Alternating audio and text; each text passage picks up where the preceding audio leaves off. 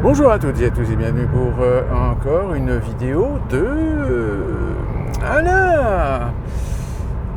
Si vous suivez cette chaîne depuis un certain temps, vous savez que je vous ai déjà parlé de la problématique qui s'impose à vous actuellement sur une accélération des outils numériques afin de vous faire croire à des outils ludiques, pratiques, pragmatiques, utiles, qui permet de dématérialiser tous les supports et de tout concentrer dans des fichiers numériques faits de 0 et de 1 sur votre identité, votre votre carte d'identité, votre permis de conduire, votre passe vaccinal, le cas échéant, voire à l'avenir votre passe carbone, votre crédit social.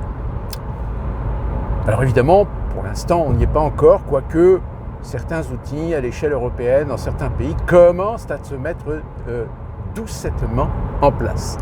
En France, vous le savez, à partir de l'année prochaine, c'est la carte d'identité numérique qui sera lancée. Et qui dit numérique, dit évidemment fichier. Qui dit fichier, dit données. Qui dit données, données personnelles. Qui dit données personnelles, dit concentration d'informations sur vous qui sont censées normalement être confidentielles, sécurisées, mais comme vous le savez, en règle générale, tous ceux qui vous prétendent vouloir sécuriser vos informations personnelles, un jour finissent par vous annoncer qu'ils ont été victimes d'un piratage ou qu'ils ont pu constater lors d'une mise à jour d'un système d'exploitation une faille de sécurité et que peut-être en effet, il y a des chances que vos données ont pu éventuellement fuiter.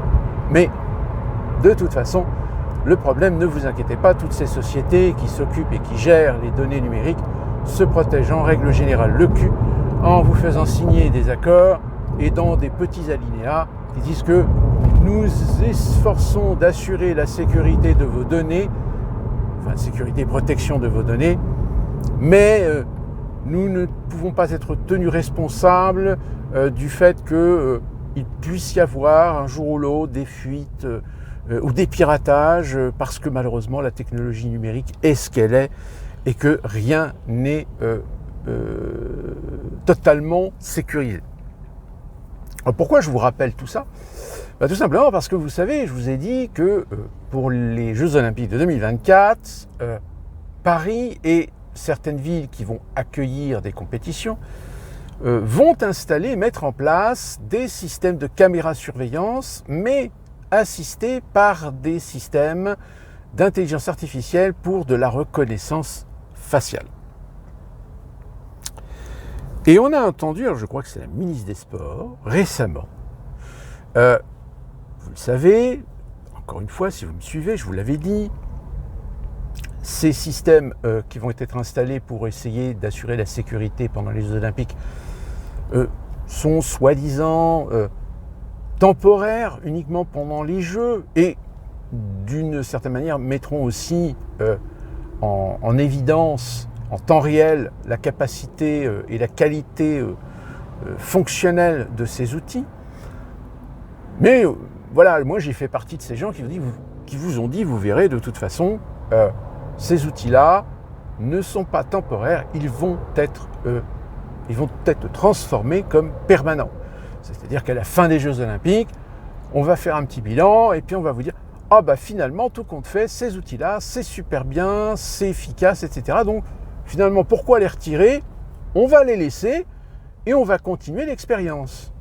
On va continuer l'expérience jusqu'à ce qu'un jour, on ponde une loi en disant « Bah ça y est, maintenant on légalise ce genre de système, on le globalise, il sera définitivement permanent, déclarés comme des outils de surveillance et de sécurité. » Et donc cette ministre des Sports, finalement, a fini par lâcher le morceau en disant « Oui, enfin peut-être qu'en effet, ces outils, on va peut-être continuer à les utiliser après les Jeux Olympiques. » Ah ! Tiens donc.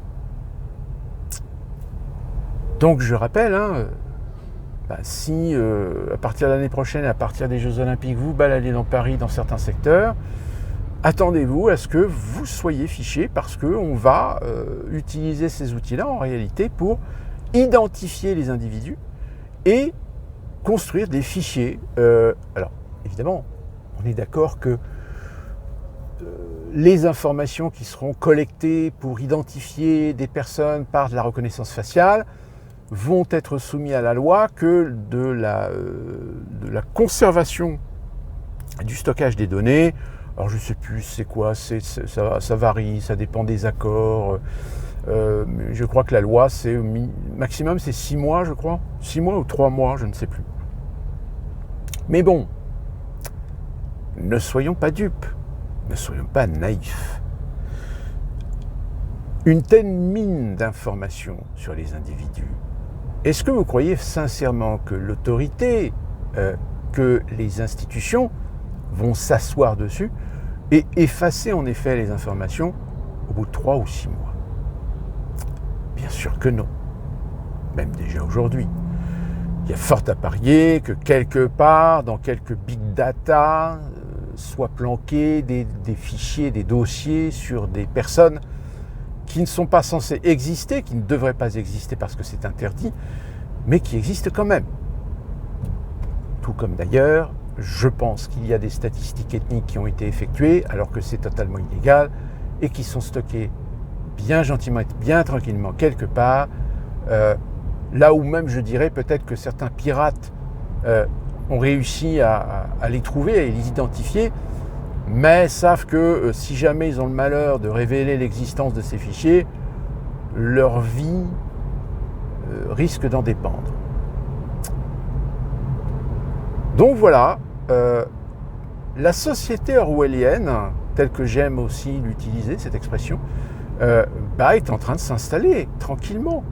La seule différence, c'est que vous ne vivez pas dans un régime totalitaire, vous ne vivez pas dans un régime à la chinoise, par exemple. Mais néanmoins, force est de constater que, petit à petit, on est en train de mettre en place des outils comme ce que les Chinois sont en train d'utiliser. Je rappelle, en Chine, ils ont le crédit social.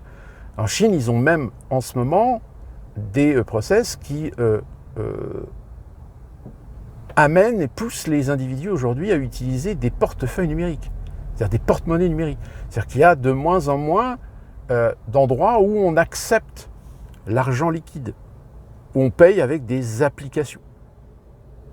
D'ailleurs, si vous allez sur YouTube, si vous allez voir des vidéos de Français qui vont visiter la Chine ou des trucs comme ça, il y en a certains qui vont vous raconter cette anecdote en vous disant que vous êtes obligé de prendre une application, vous êtes obligé de faire des transferts d'argent sur cette application pour pouvoir payer dans certains endroits en Chine parce que les modes de paiement classiques ne sont quasiment plus acceptés.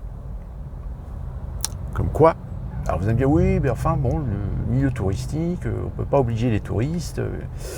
C'est la Chine quand même. Ils n'en ont rien à foutre. C'est soit vous adaptez en tant que touriste aux impératifs de la société chinoise, soit vous allez voir ailleurs. Donc voilà, attendez-vous à ce que dans certaines villes, certaines installations qu'on vous a dit qu'elles seraient temporaires, que ce serait une bonne expérience, que ce serait des matériels en test, finalement, non, ils ne vont pas être en test, ils vont rester de façon permanente. Et que si vous allez dans Paris, si vous allez sur Paris, plus particulièrement du côté de Saint-Denis, puisque c'est là que va y avoir le village olympique, je crois, attendez-vous à ce que vous soyez systématiquement identifié, reconnaissance faciale et fiché. Voilà. Alors évidemment, pour l'instant, si vous n'avez rien à vous reprocher, comme on dit souvent, qu'est-ce que ça peut faire? Oui. Sauf le jour où vous allez peut-être contester quelque chose. Sauf le jour où vous allez peut-être exprimer un mécontentement par rapport à quelque chose que vous trouvez injuste. Ou parce que vous avez perdu un intérêt, vous avez perdu un avantage. Ce jour-là, le fichier qui vous concerne servira à l'autorité pour savoir ce que vous faites, pour savoir ce que vous avez fait, pour savoir où vous avez été, parce que l'identification par reconnaissance faciale va aussi être des données très précieuses qui seront certainement vendues d'ailleurs à des prix exorbitants pour surtout les personnes qui vivent dans les centres-villes qui sont équipés, savoir ce que vous faites, où vous allez régulièrement, où vous allez faire vos courses, dans quel magasin vous allez. Ah oui, bien sûr, c'est illégal. Mais on a déjà eu des affaires et des révélations et des scandales sur des choses qui étaient soi-disant interdites, mais que certains sont passés outre. Vive la société numérique. Et j'espère que vous avez apprécié mon petit clip dans ma précédente vidéo. Et pour terminer, je voudrais revenir sur ce qui est en train il y a certaines personnes qui sont en train de faire des vidéos pour tester le truc. Vous avez une application d'intelligence artificielle qui vous permet, sur une petite vidéo, alors je crois que la vidéo, normalement, vous pouvez, je ne sais pas, j'ai pas encore testé le truc parce que j'ai pas eu le temps de vérifier, mais un de ces quatre, ma curiosité va me pousser à essayer de faire le test. Si c'est gratuit, évidemment, je pense que de toute façon, il doit y avoir une version gratuite, et vous faites une petite vidéo de 30 secondes minimum, où vous pouvez dire un texte. Et cette application va tout simplement reprendre votre vidéo et traduire le texte.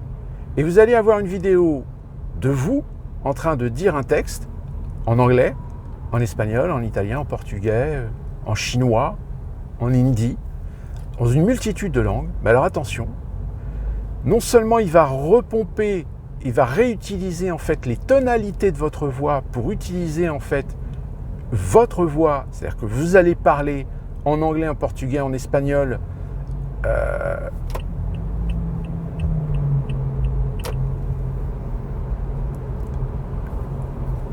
avec votre voix, ça va être votre voix, c'est-à-dire tout d'un coup vous allez vous entendre parler en anglais, en italien, en espagnol, etc. Mais en plus de ça, vous allez avoir également une traduction labiale, c'est-à-dire que l'application va utiliser tout un échantillonnage de vos lèvres et va appliquer cet échantillonnage,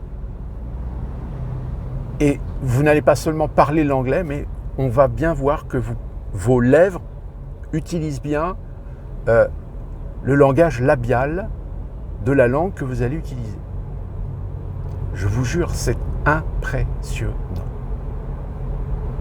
Mais on en reparlera parce que, comme je vous l'ai dit, tout ce qui est numérique, tout ce qui est intelligence artificielle actuellement, c'est en train de prendre des proportions tellement énormes que de toute façon on reviendra, on fera certainement une vidéo pour faire un petit peu un résumé de tout ce qui existe actuellement en matière d'application intelligence artificielle, ce qu'elles font, ce qu'elles procurent, et ce qu'elles vont soit déjà modifier certains secteurs professionnels, ou à l'avenir être un signe avant-coureur de ce qu'elles pourraient être une menace pour un certain nombre de secteurs professionnels. D'ici là, quand on se retrouve pour une prochaine vidéo, portez-vous bien.